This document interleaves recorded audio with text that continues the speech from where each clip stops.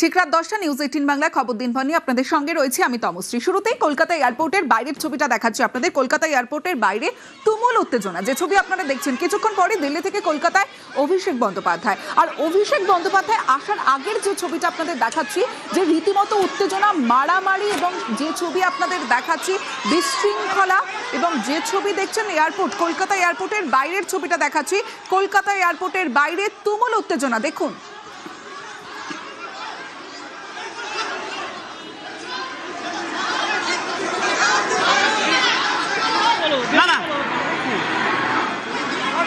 এয়ারপোর্টের বাইরের ছবিটা দেখাচ্ছি, যেখানে দুপক্ষের বচসা, ধস্তাধস্তি, এমনকি মারপিট পর্যন্ত হচ্ছে, যে ছবি কলকাতা বিমানবন্দরের বাইরের ছবিটা দেখাচ্ছি।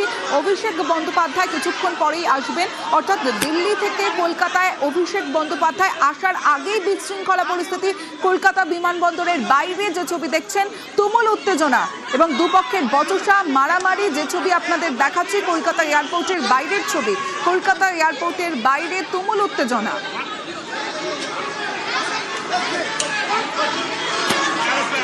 দুপক্ষের হাতাহাতিতে জড়িয়ে পড়েন মহিলারাও, যে ছবি আপনাদের দেখাচ্ছি কলকাতা বিমানবন্দরের বাইরে। দুপক্ষের মারামারি, বিশৃঙ্খলা পরিস্থিতি, তুমুল উত্তেজনা, যে ছবি দেখছেন। কিছুক্ষণ পরেই দিল্লি থেকে কলকাতায় অভিষেক বন্দ্যোপাধ্যায়, এবং অভিষেক বন্দ্যোপাধ্যায় আসার আগেই যে ছবি আপনাদের দেখাচ্ছি কলকাতা এয়ারপোর্টের বাইরের ছবি, যেখানে দুপক্ষের বচসা, ধস্তাধস্তি, মারপিট।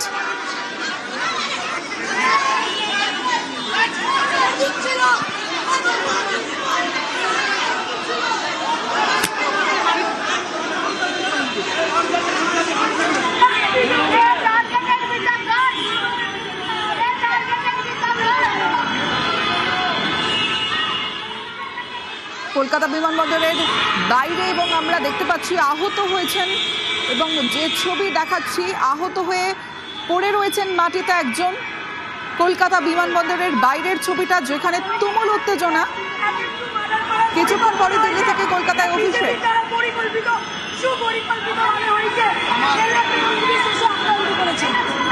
এক পক্ষ পরিকল্পনা করে হামলার অভিযোগ করছেন, যে ছবি আপনাদের তুলে ধরছি এয়ারপোর্টে, কলকাতা বিমানবন্দরের বাইরে, যেখানে এয়ারপোর্টে উত্তেজনা। আমার সঙ্গে অনুপ চক্রবর্তী রয়েছে। অনুপ, ঘটনার সূত্রপাত কি থেকে? অভিষেক বন্দ্যোপাধ্যায় তিনি কিছুক্ষণের মধ্যেই, কয়েক মিনিটের মধ্যেই কলকাতা বিমানবন্দরে তিনি অবতরণ করবেন।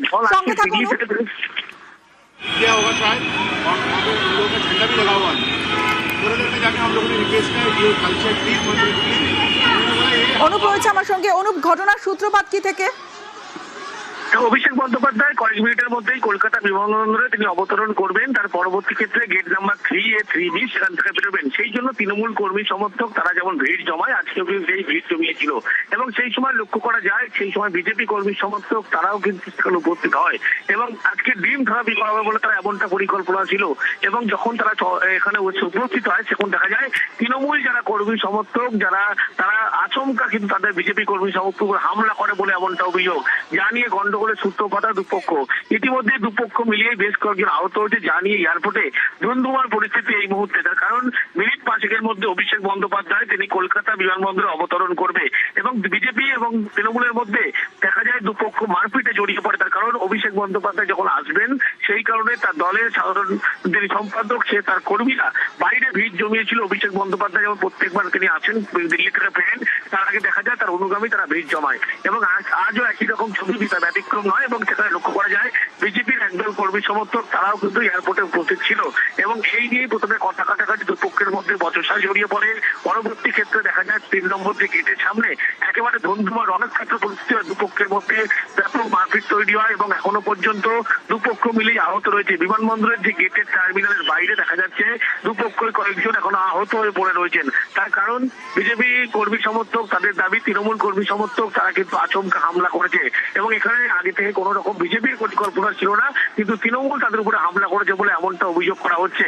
এই নিয়েই গন্ডগোলের সূত্রপাত। অভিষেক বন্দ্যোপাধ্যায় তিনি যখন বেরোবেন কিছুক্ষণের মধ্যে, তার আগে বিজেপির একটি কর্মসূচি ছিল, অভিষেক বন্দ্যোপাধ্যায় বেরোলে সেই সময় তাকে গো ব্যাক চোর চোর স্লোগান দেবেন এবং অন্যদিকে ডিম ছোড়া হবে তাকে লক্ষ্য করে। এবং এই আঁচ পাওয়ার পরে তৃণমূল কর্মী সমর্থক তারাও কিন্তু পাল্টা তাদের সঙ্গে বচসা জড়িয়ে পড়ে। অর্থাৎ এক পক্ষ আর এক পক্ষ, অপরপক্ষ আর এক পক্ষের সঙ্গে ব্যাপক গন্ডগোলের সূত্রপাত হয়। এই মুহূর্তে অভিষেক বন্দ্যোপাধ্যায় তিনি 5 মিনিটের মধ্যে কলকাতা বিমানবন্দরে অবতরণ করবেন এবং তারপরে এই গেট থেকে তার বেরোনোর কথা রয়েছে। ইতিমধ্যে এই গন্ডগোলের খবর পাওয়ার পরে এনসিআই থানার বিধাননগর পুলিশের ব্যাপক পুলিশ বাহিনী ঘটনাস্থলে তারা ইতিমধ্যেই দুপক্ষকে সই দেওয়ার চেষ্টা করছে। তার কারণ দুপক্ষ যে গন্ডগোলের সূত্রপাত হয়েছিল দুপক্ষ মিলে আহত রয়েছে। একদিকে অভিষেক বন্দ্যোপাধ্যায় আসবে তৃণমূল কর্মী সমর্থকরা, অন্যদিকে বিজেপি কর্মী সমর্থক, তারা কিন্তু দুপক্ষই উপস্থিত ছিল, যা নিয়ে গন্ডগোলের সূত্রপাত এবং দুপক্ষ মিলে এই মুহূর্তে এখনো বেশ কয়েকজন আহত হয়েছেন।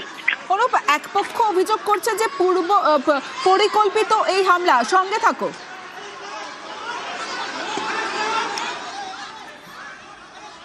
कुछ लड़कियां आए और उनके साथ एक आदमी आया था जो पीला कलर का कुर्ता पहन के, फिर उन लोगों के हाथ में अंडा था और वहाँ पे उन लोगों का झंडा भी लगा हुआ था। थोड़ी देर में जाके हम लोगों ने रिक्वेस्ट किया ये कल्चर प्लीज मत रखिए। उन्होंने बोला ये हम आप लोगों ने सिखाया, जो झमेला हो रहा है इनको आप यहाँ पे रहने दीजिए, अंडा वंडा मत छोड़िए, कोई प्रॉब्लम होगा दिक्कत होगा तो आप बोल दीजिएगा, तो यहाँ पे खत्म कर देते। फिर उन्होंने एक लड़की और जो हमारे साथ थी वहीं से आर्म्स दिखाया, थप्पड़ मारा, चिल्लातानी किया, उन लोग सब कुछ करके वहां से धक्का धक्की करके अंडा फेंकना चालू कर दिया। हर जगह में देखने को मिल रहा है। मैं लोगों से इतना ही अपील करूंगा, शांति बनाए रखे, कानून के ऊपर भरोसा रखिए, कानून को अपने हाथों में मत लीजिए। देखिए इस तरीके की चीजें होनी नहीं चाहिए, सबको कानून के ऊपर भरोसा रखना चाहिए। कानून जो दोषी है उनको सजा देंगे। অনুপ রয়েছে আমার সঙ্গে। অনুপ, যে অভিযোগ তৃণমূলের তরফে করা হচ্ছে যে তৃণমূল কর্মী সমর্থকরা দাঁড়িয়েছিলেন, বিজেপির একটা কর্মসূচি ছিল, তারা হাতে ডিম নিয়ে দাঁড়িয়েছিলেন বিজেপি কর্মী সমর্থকরা, তখন তৃণমূলের যারা সমর্থকরা তারা অনুরোধ করেছিলেন যাতে এই ধরনের কোনো কিছু না করেন এবং শান্তি বজায় রাখার জন্য, কিন্তু তখনই নাকি অতর্কিতে হামলা চালায় বিজেপি কর্মী সমর্থকরা, এমনটা অভিযোগ। আর এখনো পর্যন্ত যে ছবি আমরা দেখতে পাচ্ছি, মারামারি তো দুপক্ষের এবং আহত হয়েছেন বেশ কয়েকজন দুপক্ষের। অনুপ, এবার এই যে গোটা ঘটনার সূত্রপাত, সেটা হচ্ছে অভিযোগ যেমন করা হচ্ছে যে তৃণমূলের পক্ষ থেকে অভিযোগ করা হচ্ছে, তারা বারবার বোঝানোর চেষ্টা করেছিল, কিন্তু এই অভিযোগ এক পক্ষ না দুপক্ষই এমনটা অভিযোগ করছে। অভিযোগ পাল্টা অভিযোগের তথ্য উঠছে। তার কারণ যখন দেখা যাচ্ছিল অভিষেক বন্দ্যোপাধ্যায় বেরোয় বলে তৃণমূল কর্মী সমর্থক যারা মূলত ভিড় জমিয়েছিল, এবং সেখানেই লক্ষ্য করা যায় যে অভিষেক বন্দ্যোপাধ্যায় তিনি বেরোনোর আগে তার দলের যারা কর্মী তারা 3A 3B গেটের সামনে ভিড় জমিয়েছিল এবং সেই সময় বিজেপি কর্মী সমর্থক তারা কিন্তু বিক্ষোভ দেখানোর জন্য সেখানে উপস্থিত ছিল। এবং যখন এই বিক্ষোভ দেখানোর জন্য উপস্থিত ছিল এবং ডিম নিয়ে তারা হাতে দাঁড়িয়েছিল, অভিষেক বন্দ্যোপাধ্যায় যখন আসবে সেই ডিম থেরাপি করা হয় বলে, কিন্তু লক্ষ্য করা যায় তৃণমূল কর্মী সমর্থক তাদের দাবি, তারা জানায় যে যাতে এরকম কোনো পরিস্থিতি না সৃষ্টি করা হয়। কিন্তু এই বলতে বলতেই দেখা যায় দুপক্ষের মধ্যেই কিন্তু গন্ডগোল বাধে। অভিযোগ করা হচ্ছে তৃণমূল কর্মী সমর্থক তারা যেমন হামলা করেছে, পাল্টা অভিযোগ করা হচ্ছে বিজেপি কর্মী সমর্থক তারাও হামলা করেছে। কিন্তু এই যে গোটা ঘটনা, যে ঘটনার বহিঃপ্রকাশ হয়েছে, দুপক্ষই বচসায় জড়িয়ে পড়ে, তার ফলে কয়েকজন আহত হয়েছে দুপক্ষ মিলিয়েও। এবং এয়ারপোর্টের ভিতরে অর্থাৎ 3A 3B গেটের সামনে যে টার্মিনাল বাইরে, সেখানে কিন্তু রণক্ষেত্র ধুন্ধুমার পরিস্থিতি হয়। যে পুলিশ কর্মীরা খবর পেয়ে ছুটে আসে, সেখানে দেখা যায় তাদেরকে কিন্তু একেবারে এই পরিস্থিতি সামলাতে হিমশিম খেতে হয়। এবং অভিষেক বন্দ্যোপাধ্যায়ের বিমান এই মুহূর্তে অবতরণ করেছে দিল্লি থেকে, এবং কিছুক্ষণের মধ্যে অভিষেক বন্দ্যোপাধ্যায় বেরোবে এবং কি পরিস্থিতি হয় সেটাই কিন্তু দেখার। তার কারণ অভিষেক বন্দ্যোপাধ্যায় যখন বেরোবেন সেই সময় বিজেপি কর্মী সমর্থক তাদের কর্মসূচি ছিল তাকে গো ব্যাক স্লোগান, চোর চোর স্লোগান দেবে এবং ডিম থেরাপি করা হবে। কিন্তু তৃণমূলের পক্ষ থেকে যখন এই কথা বলা হয়, বেরোনোর পর কি হয় অবশ্যই নজর থাকবে। শান্তি বজায় রাখার এবং আইনে ভরসা রাখার বার্তা দিয়েছেন সুকান্ত মজুমদার।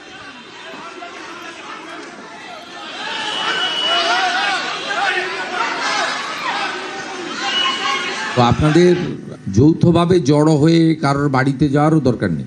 তো আপনারা যে উদ্দেশ্য নিয়ে আইনের শাসন প্রতিষ্ঠা করার জন্য আমাদের এনেছেন, পুলিশের উপরে আস্থা রাখুন। যেটা পুলিশের কাজ আছে পুলিশ করবে, যেটা পুলিশ পারবে না ইন্টারস্টেট আছে সিআইডির সাহায্য নেবে। এসটিএফ আমাদের টিম বানানো হয়েছে, তারা আধুনিক প্রযুক্তি ব্যবহার করে অভিযুক্তদের গ্রেপ্তার করবে। যাদের বিরুদ্ধে তথ্য প্রমাণ রয়েছে সবার ক্ষেত্রে তো আমরা বলবো না, এটা রাজনৈতিক প্রতিহিংসার প্রশ্ন নয়, সরকার এভাবে চলে না। তা আমরা দুর্নীতিগ্রস্ত লোকেদের বিরুদ্ধে ব্যবস্থা নেব। আপনাদেরকেও আমি গোটা রাজ্যের লোকেদের বলবো ওদের বাড়িতে বা ওদের কাছে গিয়ে আপনাদের নিজেরাই বিচার চাওয়ার কোনো দরকার নেই।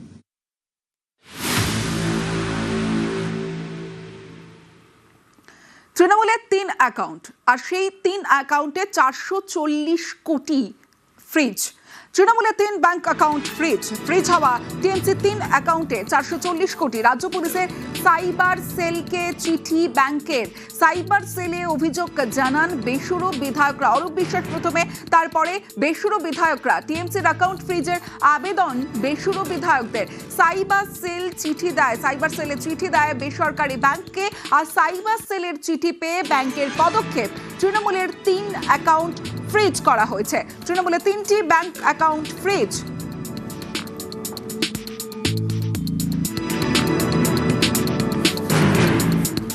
তৃণমূলের 3টি ব্যাংক অ্যাকাউন্ট ফ্রিজ। তৃণমূলের 3টি ব্যাংক অ্যাকাউন্ট ফ্রিজ এবং ফ্রিজ হওয়া টিএমসি 3 অ্যাকাউন্টে 440 কোটি।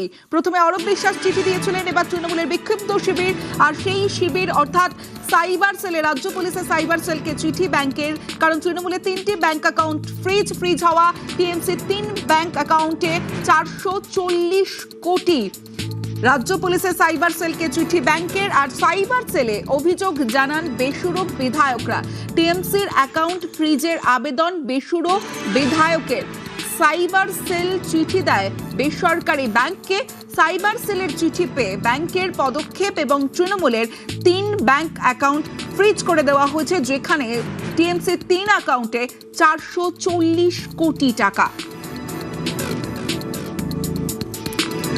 আবির রয়েছে আমার সঙ্গে, আবিরের সঙ্গে কথা বলবো।